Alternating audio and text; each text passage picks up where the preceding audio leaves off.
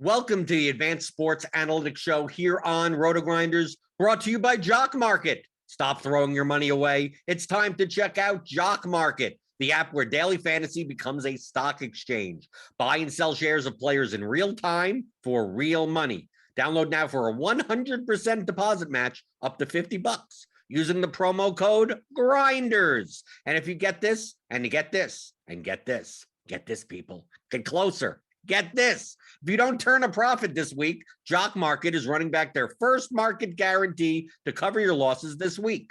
Download Jock Market in the app or Play stores or check out jockmarket.com. That's JOCKMKT.com and use the code GRINDERS for a 100% deposit match up to $50 on your first deposit.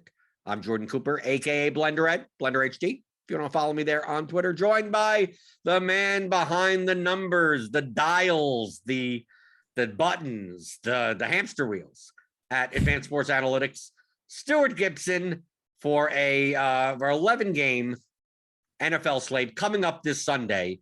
The thing that stands out on this slate overall is that, like, all the top projected players for their price are pretty much all running backs. Like, I'm looking through our projections that, like, we have a wealth of options at running back that project well. And obviously on DraftKings, you can only play 3 maximum in your lineup. On slates like this, with so many running backs to choose from, are you more likely to get different at running back or get different at wide receiver, like as far as your stacks are concerned?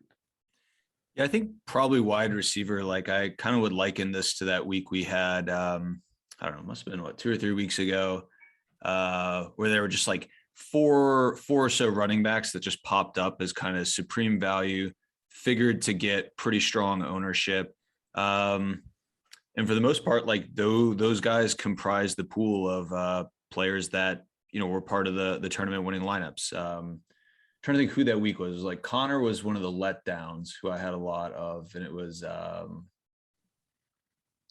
I'm drawing a blank, but there was, you know, there was like 3 or 4 just, like, you know, clear value running backs thrust into a starting role because injury to their starter. Ingram was one of them, you know, with Houston. And, you know, and we've seen this in the past, like with guys like Madison, where it's just like, rather than trying to, you know, you sometimes, I think, can fall into the thinking of like, well, you know, want to be different, want to, you know, fade the chalk on this kind of value play. And I don't know. So sometimes it's just like, it's good chalk for a reason. So I think being kind of tight on my running back pool and restricting it to some of the guys that stand head and shoulders above the field in terms of value is something I'm going to be focused on doing, and try to differentiate with stacks, you know, pass catchers, or potentially trying to combine some of those running backs that are in a solid pass game role with, you know, stacking them with quarterback and receivers. I think, you know, you're likely to see a lot of these guys get plugged in as one-offs or part of secondary type stacks. And there's a few of these guys that I'm pretty interested in as far as a game stack type play. So being willing to do that maybe is kind of a way to get different from, you know, the field, which is, you know, just going to play, you know, Connor plus pass catcher, or, you know, Gibson plus Moreau, you know, stuff like that. Well, I pointed this out on the DFS pregame show, which you could watch on the RotoGrinders YouTube channel every weekday at 11 o'clock in the morning, that if we take a look at our Gridiron IQ projections currently as they stand on Friday at noon, there are 9, let me make sure, 1, 2, 3, 4, 5, 6, 9 running backs that have a salary adjusted plus value of 2 points or higher. So we have Mixon at 2, Eckler 2.35, Montgomery 2.35, Jacobs 2.74, Gibson 2.97, Henderson 3.35, Williams 3.72, Connor 4.18, and Taylor 4.56. In the wide receiver position, there are no wide receivers that have a salary adjusted plus minus value over 2. We have Allen, Waddle, Godwin, who are in the 1 to 1.5 range.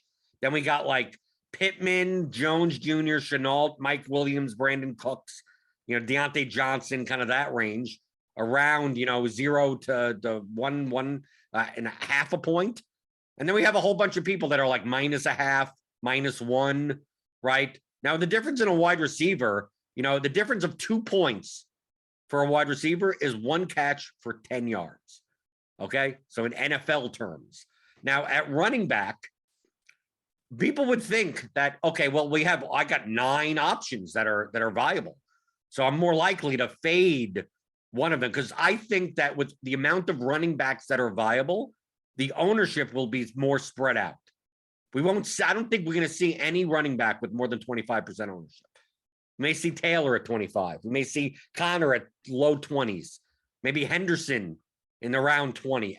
Jamal Williams around 12. Like nothing's going to be like head and shoulders like 40% owned. But that's primarily because everyone could realize that there's so many options to play, right? Jacobs is going to be 10 to 12. Gibson's going to be 15 to 18. Eckler's going to be 15 to 18. Mixon's going to be 12 to 15. So people think it's like, well, I'm going to get different at running back. It's like, really? Are you really getting different at running back? I mean, like the combinations of 3 running backs you can make out of just like 9 or 10 running backs are so much. But what's going to happen is that the ownership at the wide receiver position is going to condense more because people are going to see Allen, Waddle, Godwin, those types of guys and go, well, they obviously project, 1 or 2 points higher than so many of these other guys. But in the span of just random variance, like we have, for instance, like Jalen Waddle at 6,400 at 24% projected ownership. Renfro at 5,800 is 8%. But the difference in salary adjusted value is less than 2 points. So less than a 10-yard catch. So like I'm looking more to get different in the wide receiver spots, not because like there's a select group of like, I'm only going to play 3 or 4 running backs in all my lineups. No, I'm probably going to play like 10 running backs in all my lineups, but I'd be less inclined to play a lot of the over-owned wide receivers only because, they project for 2 points higher. I think you could to me, there's no reason why like Godwin at 6,600 is projected to be 25% owned and Jamar Chase is projected to be 6% owned with only a 2-point difference. A 2-point difference at running back amongst those top, 10 players, like doesn't get you that much ownership. I mean, the difference between like, okay, I'm going to play Josh Jacobs over Antonio Gibson. Well, Gibson's 16% owned and Jacobs 12% owned. Like, how much ownership discount are you getting there? Yet it's the same type of consideration you're having for like a Godwin and a Chase, right? Are you going to play Joe Mixon at 8,100 or are you going to play Eckler at 8,300? Well, they're both like 19, 18% owned. I mean, like you're not gaining that much by being that different at running back, as long as you're taking one of 10 options up at top. But I think there's a lot more value this slate into not like eating the chalk at wide receiver only because these certain players are just like 1 or 2 points slightly higher projected than anyone else and is causing an ownership disparity of 3 or 4 to 1. Yeah, that makes sense. So it sounds like you're more in favor of differentiating a running back than receiver, yeah. Well, I mean, technically, I think the better way of putting it is I'm more likely to diversify at running back, meaning that I'll play a lot. Like I'm not going to play 50% of one running back. I'm just going to smatter these three of these running backs in all my lineups. But I'd be more inclined to not play Keenan Allen as a one-off or Waddle as a one, like any of these top, unless they're in a stack. Like to me, like I could see myself not having any Keenan Allen one-offs, but only in Cincinnati Charger game stacks. Waddle only if you even play the Miami, New York game stack. If you're don't play Godwin as a one-off, like to me, because the difference of 2 points median wise, like why aren't I playing Justin Jefferson instead? Why aren't I playing Tyler Lockett? Like the difference between Godwin and Lockett is the difference of 2.5 median points. That's it. So in the case of a 15-yard catch, why should Lockett be like over like 2 or 3 times less owned than Godwin? So like that, to me, that's how I'm viewing it. That it's not necessarily like, am I going to get different at wide receiver? Just that I'm more likely to not have chalky wide receivers that aren't in stacks because the opportunity cost at wide receiver is not high. Right, because no one like the efficiency of pricing in wide receiver, it's much more than at running back. But like at running back, it was like, oh well, I'm not going to play Connor or Williams or Gibson or Jacobs or anything. I'm going to go down and I'm going to play a poorly projected Mike Davis, David Johnson, right, Miles Sanders. Like even Najee Harris at 7,700. It's like he has a salary adjusted value of minus 1.7 in our current gridiron IQ projections. But like, dude, there's like 5, 6, 7 running backs that project for 4 points higher than Najee Harris. And if Najee Harris is going to be 5% owned, dude, I'll take the 4 points and get a running back at 12% owned. Right? Like it's not worth the ownership discount at running back. So I'm going to stick to like the running backs in this range, but at wide receiver, just the opportunity cost is so much lower because mostly everyone is efficient. Yeah. You talk about like wanting or being more open to eating the chalky pieces when they are a part of a stack, a correlative stack. It does seem like some of these, highly projected running backs figure to factor in like the passing game in a meaningful way. How do you think about, I guess, willingness to eat running back chalk and potentially trying to correlate your exposure to those running backs with, I guess, other pieces of your lineup?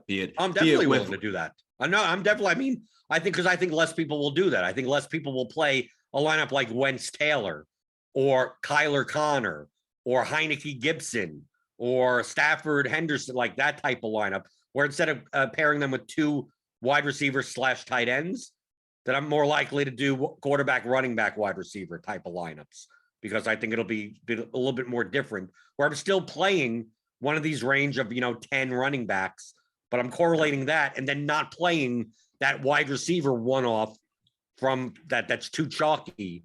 Like, yeah, I think that's absolutely viable, especially on a slate where like the spread between games is not that dramatic. We have 3 games that have a 50 plus total. But, we have some at 47, 46, 45. We have some lower, 43, 40. But to me, I think there are going to be 2 standout games in ownership. And I've run lineups, and the projections between like the game stacks of a lot of these games are not as dramatic. Like between the top games and like the middle tier, that I'm not sure if I'm willing to even eat the ownership there as well.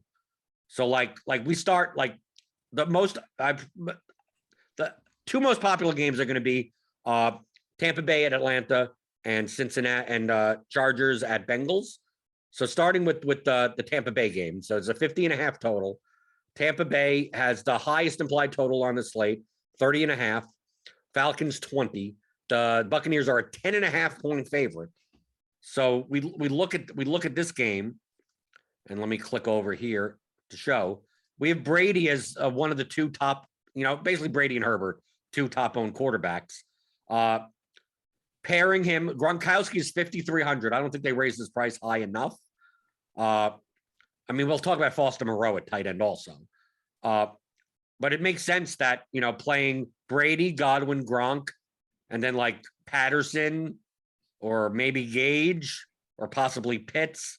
I almost feel like it's possible that the Buccaneers with this, 10.5 point spread, that who says you even need to play any Falcons players? I mean, it seems like anytime I roster a Falcons player, They fail unless it's Patterson, and those are the weeks that I don't roster. Yeah, it does feel like a spot where you don't necessarily need to bring back. Like Tampa Bay is, they pass a lot, kind of independent of game environment. So I don't know that a Tampa Bay ceiling game from like a stack and kind of passing oriented standpoint necessarily has to be coupled with like Atlanta, quote unquote, pushing Tampa Bay. Like Tampa Bay, they'll pass independent of game script. So definitely, I think a fine spot to pass over bringing someone back. And I think like to me, Pitts would be the most appealing bring back, but I'm also very intrigued in Gronk just because I think he's, a lot of people are going to play Foster Moreau.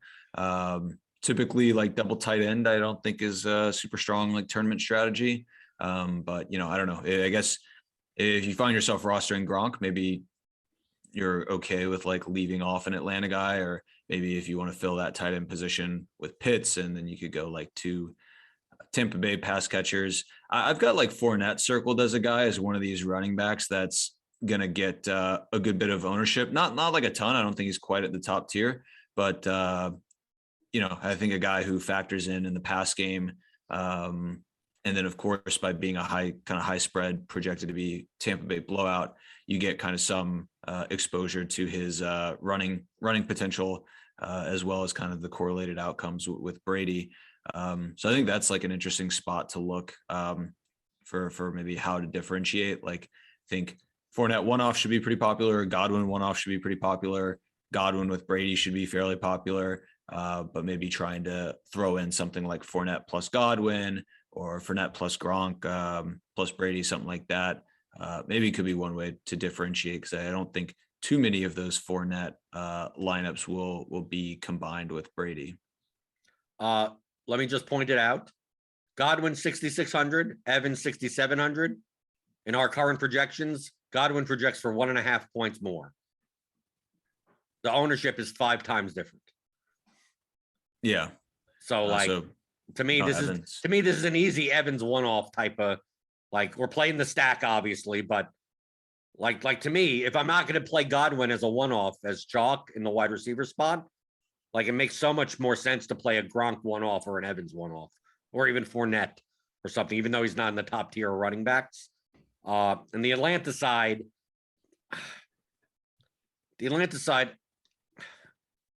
I just Cordell Patterson he's running back at 7,000. The amount of running backs who are on the slate, I know I say this almost every week. Like if he gets there, he gets. If he gets 30 points, just whatever, dude. I just don't have him. He doesn't touch the ball often enough. He's not on the field often enough. If he gets me, he gets me. I mean, that's how I view it, especially on this slate where the opportunity cost at running back is very high. To play a guy at 7K that projects as like the 16th best running back on the slate. Well, he doesn't project poorly, but there's so many more that project better. I just don't play the guy.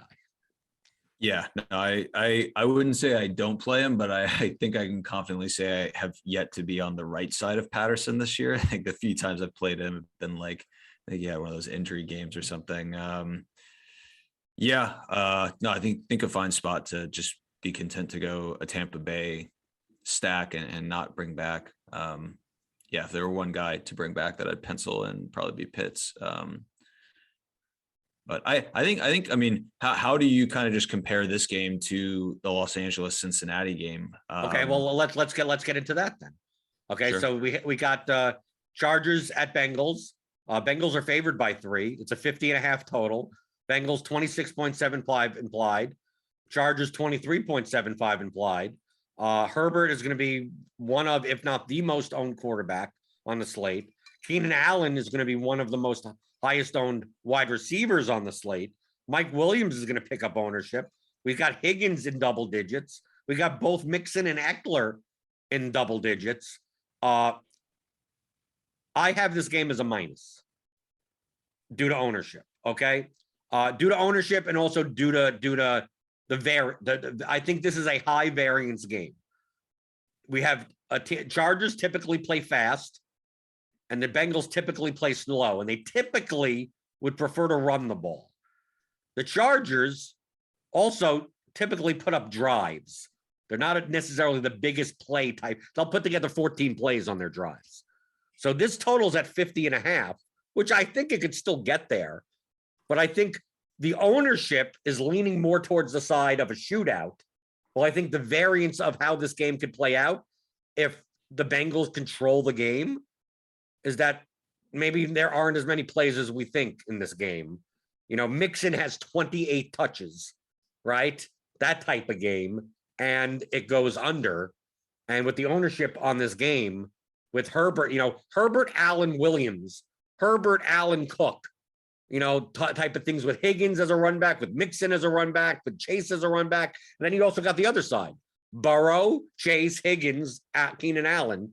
Like, there's no, like, to me, the stack wise, to stack 4 guys from this game, you're eating ownership no matter where you go. So those points combined, I put this as a minus. I mean, it's not a bad game to target. I just think compared to the ownership, I don't see a way to get different enough. And is it worth what these ownership numbers are? Because I don't think so. Yeah, we've got the LA side is just kind of more or less meh, like, you know, break even type setup. Usually when I see, you know, high owned team that not like super excited to play. So like I was curious to hear kind of how you see them in comparison, because like I see Tampa Bay as a high owned side that I'd be very, you know, interested, I guess, in playing, and LA is high owned side that I'm not like super excited to play, but our numbers aren't showing as like, you know, fade at all cost type thing. And when that's the case, you know, I feel like probably just prefer to be underweight on a high owned team that not super excited to play. Yeah, I think you hit the nail on the head. I'm just to point it out, Stewart, I'm with you. Yeah, I've Tampa Bay as slightly positive. So not like highly positive, but slightly positive. And I have the Chargers as negative. So like I'd be much more inclined to play even at high ownership, playing Brady, Godwin, Gronk, than playing Herbert, Allen, Williams. Definitely. Yeah. And I think, I mean, it really just comes down to like pace of the two teams, right? Like Cincinnati, super slow, second slowest team in the league as far as time elapsed between plays.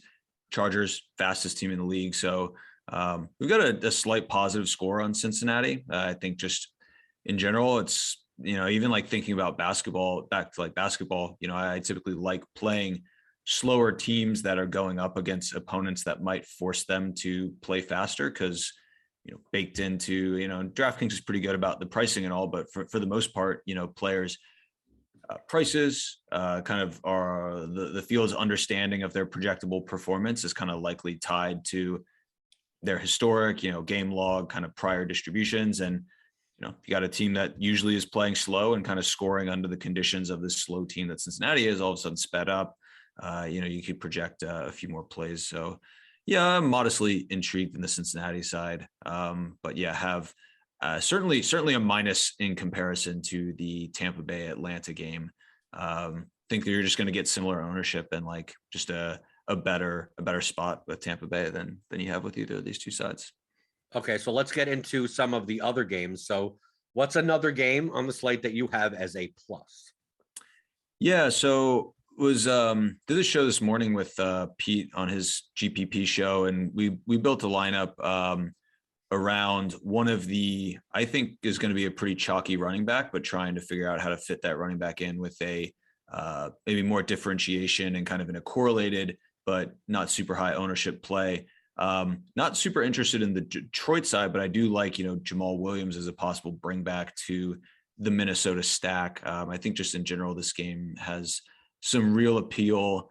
Again, not so much on the Detroit side, but, you know, it's a cool way, I think, to get like correlated lineup that is centered around the passing attack that you want and get exposure to a running back that I think is like a perfectly viable play as kind of a running back that could do well in like this sped up kind of push the game type way.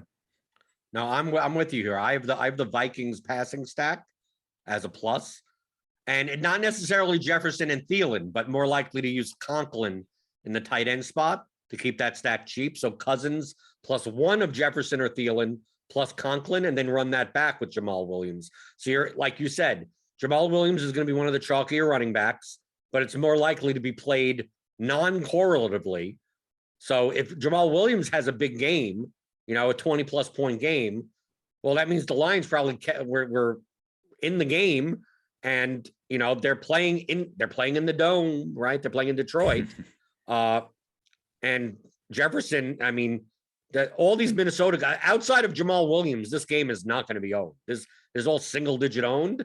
Why can't it? I mean, this game has a 46, 47 total.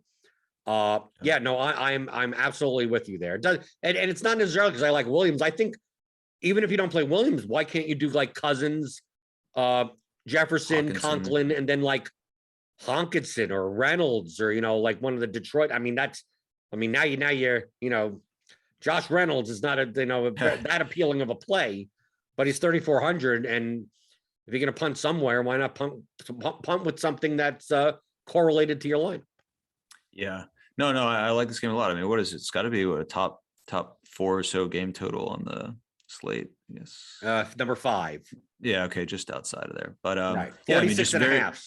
Right. Very, very, very clearly just like the lowest ownership at kind of that game total. I think all the games that are above it in total are just likely to get way more ownership. And this kind of feels like that nice sweet spot of, good total with relatively low ownership. So I like that spot. Okay. I got a plus for you, and you're not going to be surprised by it because this team is my Browns, right?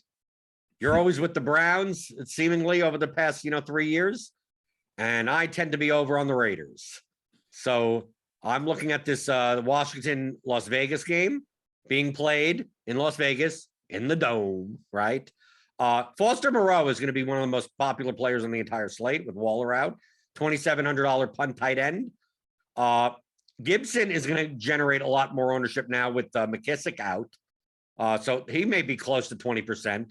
The thing is that how about everyone else? So I think it's more likely people play Gibson and Moreau, but they don't play Carr and Renfro. They don't play Brian Edwards. They don't play Terry McLaurin, right? Who says Terry McLaurin 74? I mean, dude, McLaurin could go 6 for 120 with 2 touchdowns in any game.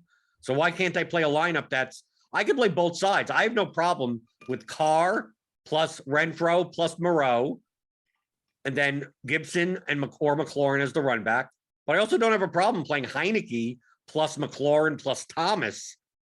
Don't use Moreau and use Renfro as your run back or Jacobs as your run back.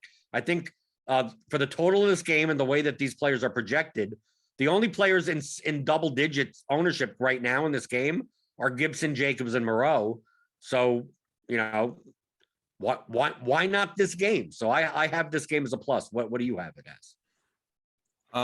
We have it as a minus. We're projecting a good bit higher ownership on Carr. I guess the thinking being that obviously like Moreau stands out, great value. And I think I would expect a good bit of people will just go ahead, take I don't want to necessarily call Moreau a free square because I think, tight ends, pass catchers are kind of less free square than these running backs.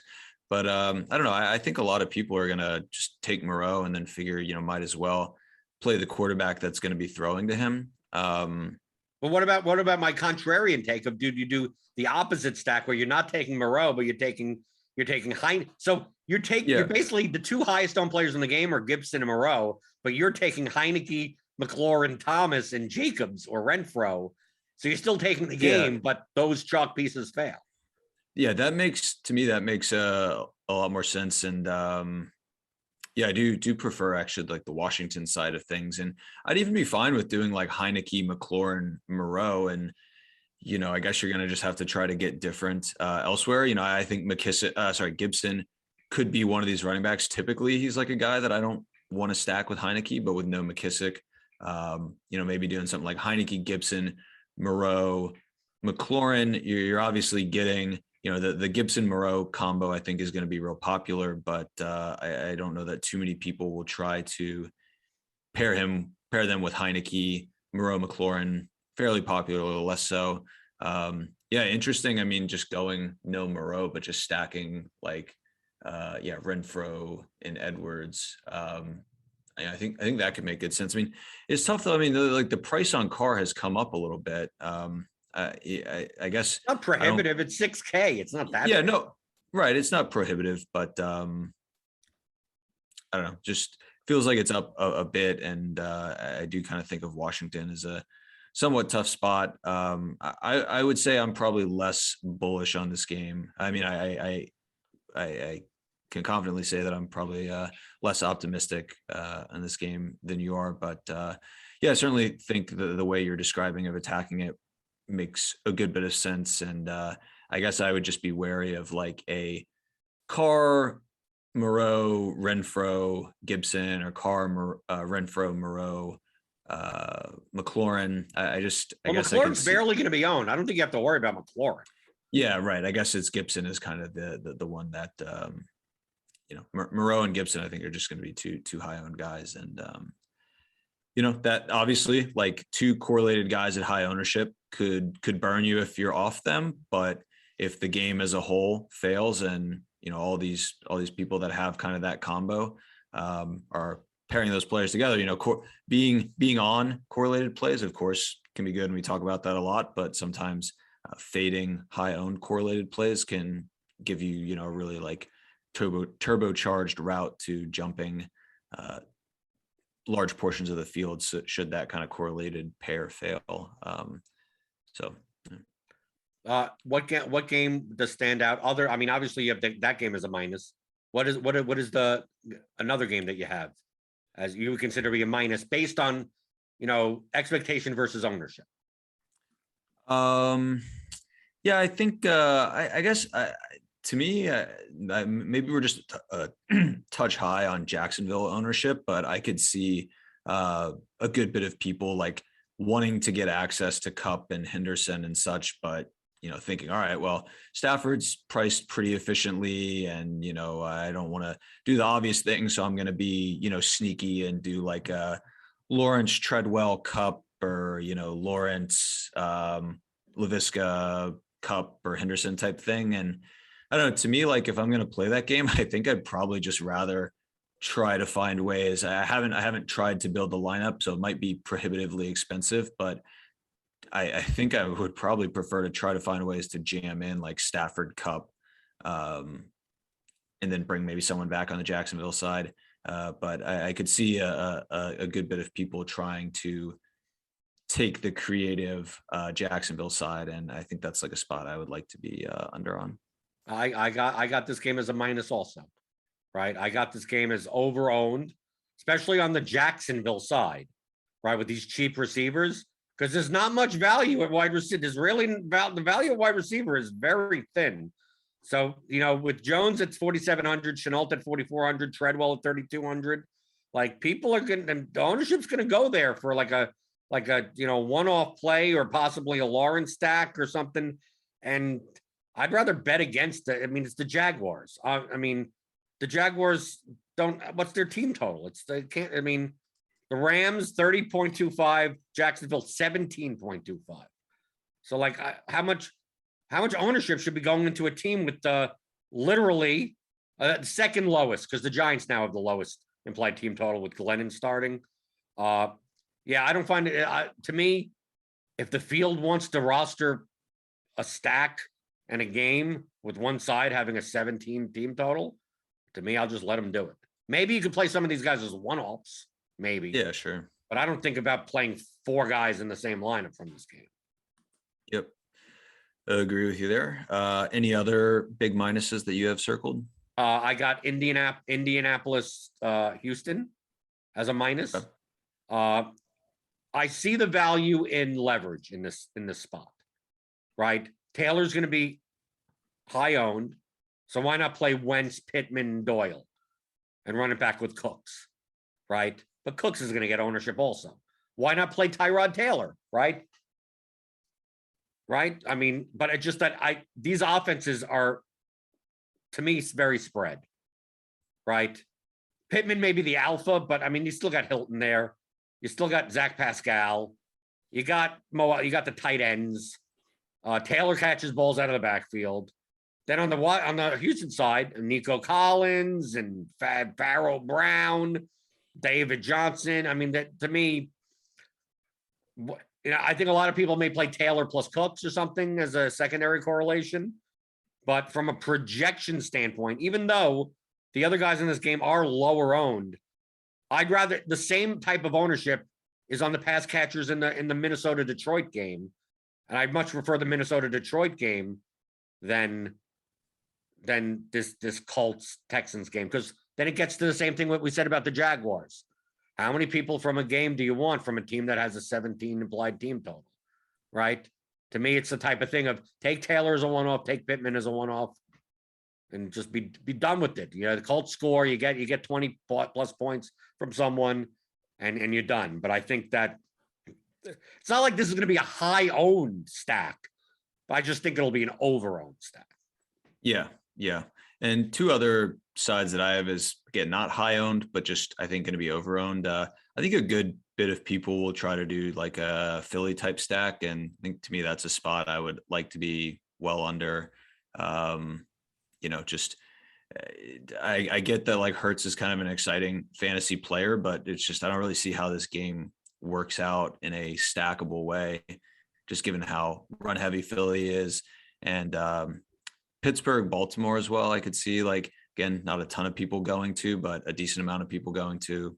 Just a spot I'd kind of like to just be completely off of, if even if it's going to get 5% of teams or so are going to 3 to 5% of teams are going to stack. Like, just good with having none of those. Right. The only interesting part of that game that I like is Chase Claypool. He doesn't project all that well, but I think Deontay Johnson's going to get a fair bit of ownership in that game. Not many other players in that game will, but negative correlation to Deontay Johnson would be Chase Claypool to me. Like, yeah. I don't want, and you would say, oh, how about Najee Harris? But remember what I said in the very beginning, like the opportunity cost at running back is high. So I don't want to play poorly projected running backs. I don't mind playing poorer projected. So Chase Claypool is not poorly projected. It's just that he's like 2 or 3 points lower than some of the top 20 wide receivers. But I'm more likely to, if Deontay Johnson's going to get 22% ownership and Chase Claypool's going to get 3% ownership, like why not play Claypool instead of Johnson? But I mean, I'm not looking to play, a Ben Roethlisberger stack here. Yeah. So what, I've kind of have a good bit of minuses this week, but like in doing my initial stuff, like I'm just getting a ton of Brady and Cousins stacks. I mean, and kind of struggling to find other pluses that I'm legitimately excited about. I mean, I feel like we've gone through most of the games as kind of minuses or over-owned. Curious to hear. Yeah, but I'm with you. No, I went looking at the slate. I ran through lineups earlier today. It's, to me, this is more about avoiding minuses than finding the pluses, right? Yeah. I mean, like, that's why I'm looking at this going, like, I don't mind playing a lot of Tampa Bay. I really like a lot of these games. I just look at it and go, like San Francisco, Seattle. I go, no. Arizona, Chicago. No. I mean, the Giants, Dolphins game. No. I mean, I just like, so I'm going to be focused on a lot. I mean, to me, I'm going to be focused. From the looks of it, I'm going to have a lot. My stacks may be very condensed this week on Tampa Bay, on Washington and Las Vegas, even though you have it as a minus. Minnesota, Detroit, right? On the Minnesota side. Right. And then just like rotate through a lot of like the running back, all those 10 running backs, just like rotating 3 of them through lineups. And then the one-offs and all those things, just don't take out a group of the highest owned wide receivers and just group them out and say only in stacks, and then just run through and hopefully I get there. Yeah. It's like Tampa at the ownership that they're projecting at is kind of a spot I feel like more weeks than not would prefer to be off of. But yeah, I mean, look, sometimes you got to kind of be condensed when there's just a lot of stuff that you're not interested in. Like, don't be like diverse just for the sake of being diverse. Like if the diversification options just like aren't appealing, I But you could be, but Stewart, I'm being diverse because right. all those running backs and all that. I mean, like, it's like my player pool this week may be bigger than any other week this season. Yet I may only be playing it as a game stack in a lineup of 9 slots, only 3 different games. But that means I have a defense and 4 other spots to fill. Those 4 spots as one-offs or secondary correlations are going to be very diverse. Yeah, right. Okay, so yes, rather than diversifying at essentially quarterback, which is the position where people choose to kind of diversify the most, or I guess you see the flattest ownership, and more or less quarterback kind of defines the I guess flavor of your stack, if you will, being willing to be fairly condensed there, and just have combinations of a pretty diverse mix of players as kind of one-off secondary stacks, or certainly with Tampa, I think you could go a number of different ways with your stack. So sometimes there's weeks where it feels tough to allocate lineups to Tampa Bay because of the number of combinations you have to get. But this feels like a week where there's not really other places I would like to spend kind of those extra allocations to, possible Tampa Bay combinations. So maybe a week to be comfortable doing that. What's similar about all 3 games that I'm targeting? They're all in the dome. Especially when it's December and it gets cold outside, right? Yeah, that is true. I guess let's see, Jets, that could be cold. It's a pretty nice day though here in New York. Sunny but cold. Either that I used the Blitz projections too much, and the Blitz loves the domes. Yeah. No, yeah, I mean it's getting that time of year, and something to keep an eye on. I haven't really begun to look at weather for the weekend, but yeah, it is getting that time of year. Looks like we don't have, I guess, it's not quite that late in December, and the usual suspects, the Packers, Chiefs, Buffalo, not quite main slate this week, but it's snow season, Right, but you could always check out the weather report on RotoGrinders with Kevin Ruff. So go to rotogrinders.com, check out the weather if you want to take a look, and you could get all of Stewart and Advanced Sports Analytics, the stats for the slate, all those optimal percentages in your Substack, right? You're going to be sending that. I'm assuming you're sending that out probably right after the show.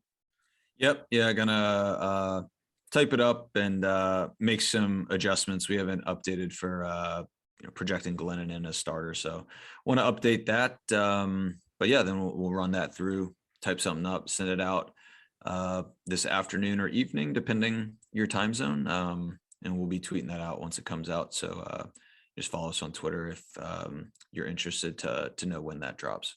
And you can follow on Twitter, AS Analytics DFS. You can follow Stewart at Stewart Gibson, me at Blender HD. And if you're on FanDuel, we obviously got the OGs League. So if you're not playing on with Beer Makers Fan and Head Chopper and Notorious, go and always sign up every week for that contest for week 13. Like and subscribe on your way out the door of watching the show. Give me the thumbs. Give me the subscribe button. Give me the notification bell to know when we go live on this channel. So for Stewart Gibson, I'm Jordan Cooper, and this has been another edition of the Advanced Sports Analytics Show here on RotoGrinders.com.